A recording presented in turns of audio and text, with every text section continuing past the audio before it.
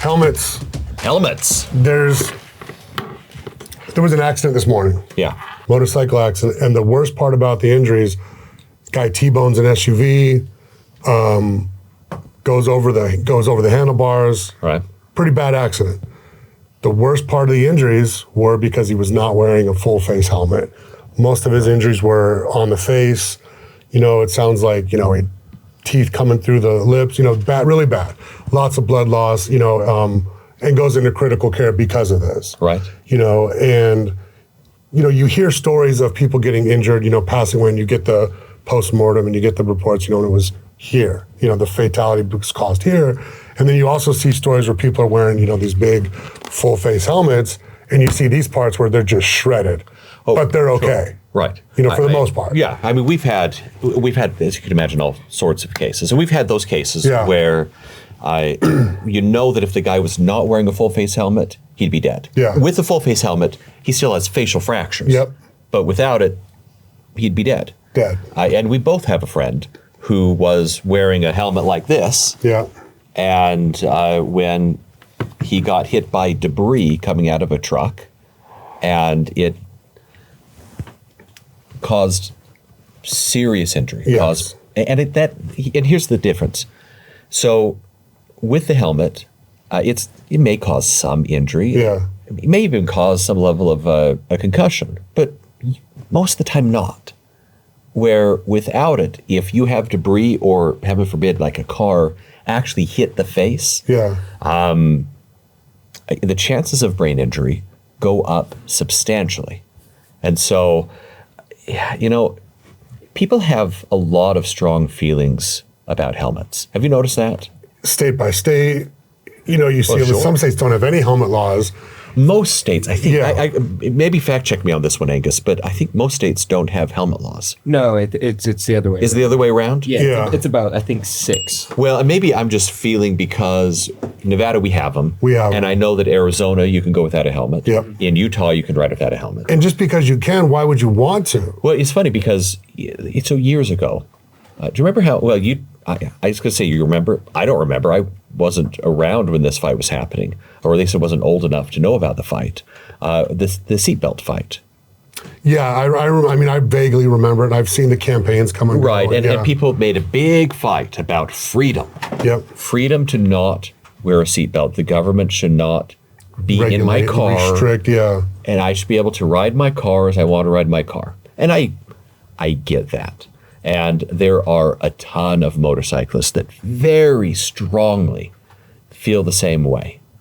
The reality, and so in that period of time with the motorcycles or with the seatbelts, you had all of these arguments about how seatbelts increase injury, and that is actually, there's something to that. Like seatbelts can increase injury. In fact, there are some instances, some studies that would indicate they actually increase the chances of whiplash. Yeah. But they decrease the chance of major injury. Yeah. They decrease death. Because that's all you have left to move. Right. So and so, that may increase the chances of whiplash, but you're less likely to go through the windshield. Pick your battle. Right. Pick your battle. And from a society, government, legislative stance, they did. They picked the battle of whiplash sucks, and it can be life-changing.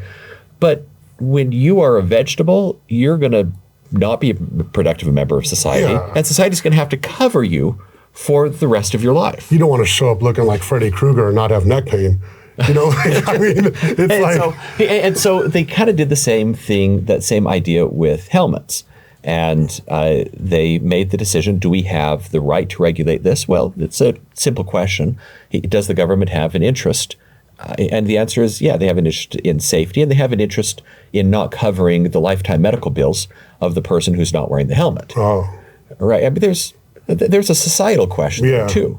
But for the people that really feel strongly about not wearing helmets, I get it. In fact, there's a strong movement that in the 70s, when this really was being fought, that still goes on today in the form of what we call, there's a bunch of organizations called ABATE. It stands for a Brotherhood Against Totalitarianistic Enactments. Oh. And really, the core of it was helmets. And so that was like a motorcycle rights organization that would fight against helmet laws. And they're still around today, actually very strong in a number of states. Such a weird argument. Well, I mean, it is and it isn't, right? So the argument is not that helmets are bad, but that I don't want to wear a helmet because I don't want to wear a helmet. Yeah. And it's my head. It's not your head. It's my head. And so I get to choose. Now, if what we want is to mandate my kid who's under 18, maybe you say he shouldn't have a choice, but I'm an adult, I should have a choice, right? I mean, that's the argument. And it's, I get it from a freedom standpoint. It's a strong argument. The counter argument is we as a society are going to have to cover your bills, whether it is through health insurance or through government health insurance. We're going to have to cover the bills. And so we make the decision that we're going to mandate helmet laws. Now, I don't care. A lot of people feel different ways about that, right? And I'm not saying necessarily how I feel, but I can certainly express the arguments on both sides. Now, when it comes though to helmets,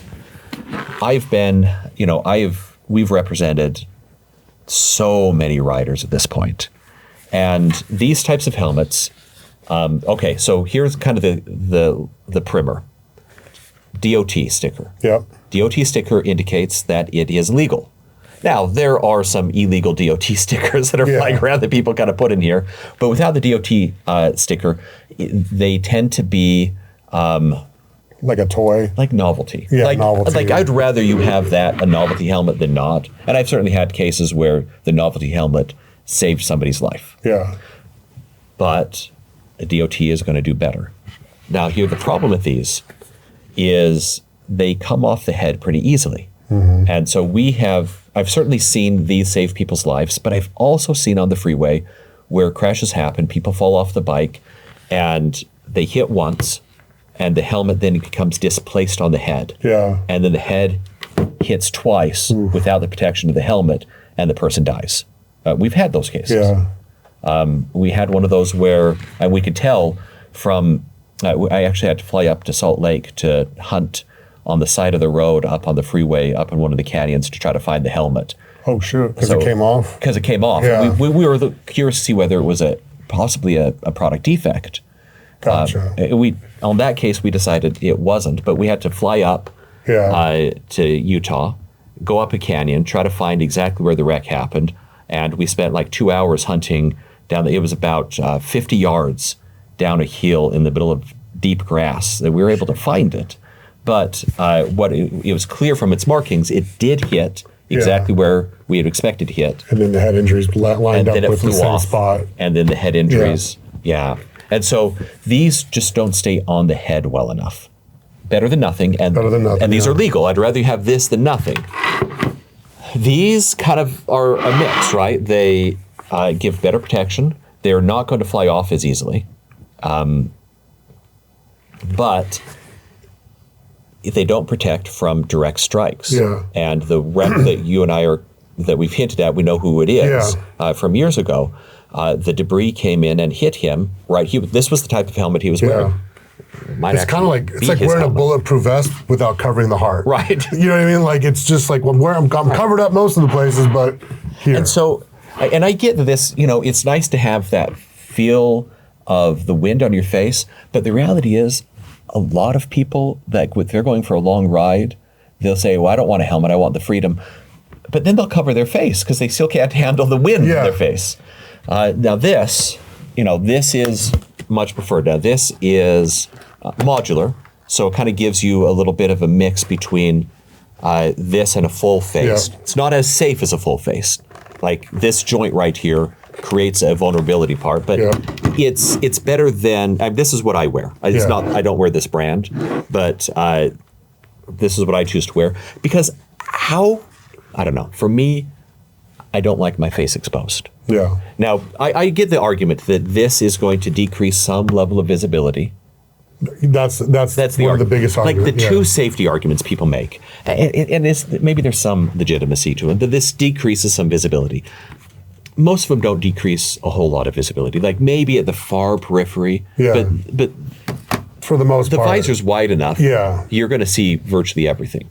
Will it decrease perception of sound? Maybe a little bit. The other argument that I have heard people make is, have you heard the internal decapitation argument? I mean, I haven't heard it, but I'm aware that I haven't really given it a lot of attention, but I'm aware it's out there. So the argument goes that the heavier the helmet is, the greater there is the risk of this internal decapitation, where internal decapitation is essentially where the skin is the same, but severed inside. Severed inside. And so a heavier helmet increases the rate of internal decapitation. Yeah, now it has been years since I've looked at that research. And the research, I mean, it exists. It's a possibility. It happens. But the rate of it happening is so small. Like, it is so unlikely that that happens versus the chances. Are those accidents generally worse accidents too? Well, yeah. And so you'd say, but what would have happened if you didn't have the helmet? Yeah. Yeah. Yeah. So, I mean, it kind of goes, that's where I've heard the argument lead to always is like, yeah, that happened. But if without the helmet, you also would have had you would have been dead anyway. Traumas to Right. And so, is it possible that like a full protection helmet is actually going to cause injury?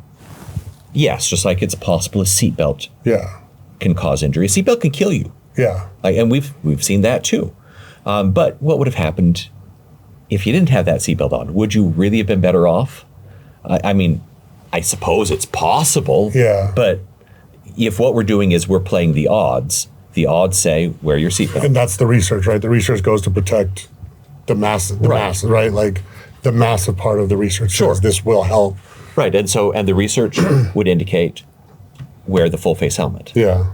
Just wear the helmet. Yeah, like I said, to go through all that, get in a bad accident and to bleed out or to be fatal from something that was in your, like in this part of your body, you don't already have your jaw just completely ripped off your face and then have to get it reconstructed. To me, it's so crazy because it's so much easier. And I know it's hot here, that we get the heat out here too. And that's another one of the biggest arguments here. It's too hot. I'm like, listen, are you really out there riding at 115? Well, but even if you are. 117? And some guys are like, yeah, we are. Well, fine. You are. And I do too. When I ride at 117, you pull up this. Yeah. And I realize that creates a little bit more exposure, but you can crack that open. These all have vents. When you are moving, it's not that bad. Now, when you're stopped, it can get hot. It's going to get hot regardless. But then you raise this, you raise the faceplate. Get a drink of water. And it's not even at 117. And you go home at night. But you go home. But then when you're moving, it's not that bad. It's not that bad. So that's the thing. Just stay moving. Yeah. Just stay moving. Yeah. Run every red light, guys. Yes. Which of course don't do. But it does But it does raise. Jog them. Yeah. No, but it raises the question about like lane filtering. Yeah. Which is another thing that's becoming more and more acceptable. Not like here in Nevada where it's still illegal, but more and more states have passed laws that allow for lane filtering. And lane filtering either means the terminology of lane filtering is not universally accepted. Yeah. But generally, it means that when traffic is stopped or very slow, that the motorcycle can proceed in between cars cautiously at a low rate of speed. And when you do that, it helps mitigate the problems of the heat in the summer that these present. Right. And so it does. The fact that we want people to wear full face helmets supports the idea that we probably ought to legalize some form of low speed lane filtering so that we don't have these motorcyclists stopped on the freeway for 30 minutes or an hour in that baking sun without being able to move. See, and that's where a lot of the hate for motorcycles comes. The hate comes from misperception of the lane splitting at high speeds. I've heard people with the argument, well, why should he get to go to the front of the line? I know. Relax. I know, but okay. But let's talk about that. Because he fits. And we should do that whole. We should do a whole series on that. But with lane filtering, I get that you are like, why should he go in the front of the line? But Because he fits. That's it. It's not hurting you. It's not hurting you. It's not hurting anybody. It's not hurting anybody. The way that lane filtering works is because they fit. Yeah. In fact, it probably decreases the time it takes for you. Like if everybody lane filtered, like every motorcycle lane filtered effectively, it's not going to like decrease traffic jams a lot. Yeah. But it'll decrease them a little bit. Yeah, and guess why what? why not encourage people to wear the full face helmet and keep them moving? Move them to the front of the line, because let me tell you what, you don't want to be the one to rear end them. Right. You know, you don't want to be the one to lose them in, you know, the traffic and hit them, you know, because it's going to be you that's in trouble for it. So get them out of there. Get them in the front, keep it moving, keep it cool. Right. It doesn't hurt you. know, it's funny because people have this like ownership of the lane. You know, like when you put a blinker on, people, you know, they just scoot up. Right. You know, you can't put a blinker on. That's why you can't put a blinker on in this town, because the second you do, it becomes now we're in a fight. You know, God forbid someone lets you over. You know, and on a motorcycle, it's like, oh, you cut me off, or, you know, get out of my lane. Just what are you doing? And I get on the high speed stuff, and you say that idiot rider, that idiot biker going 100 miles an hour, splitting lanes. Yeah. Yeah, that's different. That's not what we're talking about. We're talking about traffic's coming to a halt, the light's going to back up. Or we're talking about it's on the freeway, everybody's going no more than 10 miles an hour, and the bike is going 5 or 10 miles faster than that. Yeah. It's just scooting up in between the lanes. Yeah, I like it's funny because you say it's lane filtering, lane splitting, and then the people call it lane cutting. Right. You know, it's like one sounds so much more negative than the other, you know, as you go down, but filtering makes it seem calm and peaceful. Lane splitting, people say is dangerous, and then the ones lane cutting, like they've been wronged in the process. Now, there are states where lane splitting is legal, like California. Lane splitting is just legal. Yeah. And it probably increases at least general public awareness of the existence of motorcycles. Well, you could see the states where it's legal, you could see how traffic, they get to the side of the lane. You know, there's so much used to it, but we out here where it's not, and you see it happen, that's what I'm saying. People just get so outraged because it's like they're not doing it properly, or they just have this weird sense of ownership of their particular spot where their car is sitting that they have to be offended by it. But rolling it back into our topic today, lane filtering supports the use of full face helmets because it keeps people moving in the summer months in the 117 degree heat, and it lets the motorcyclists wear the full face helmet and still move, so they're not just baking on that 117 degree heat with 130 degree pavement with 160 degree engine underneath them. I don't know how hot the outside of that engine is, but I mean, it's hotter than that because it'll burn you, but from like inches away, it still is radiating heat. Yeah, it's still radiating heat. And so you have all of that. You need to have that forward motion to not bake. And if we want people to wear the full face helmets, which we do want them to do, we really should pass lane filtering laws. Well, like I said, I'm a full advocate for it, you know, and for those of you out there, just please wear them. Like for me, it's my recommendation. It's just like my stance on it is it's definitely another layer of protection, and I'd like to see more of them. You have friends, you've seen wrecks. It's my profession. I see wrecks all the time. Full face helmet. Full face helmet, Thank you, Jared. Absolutely.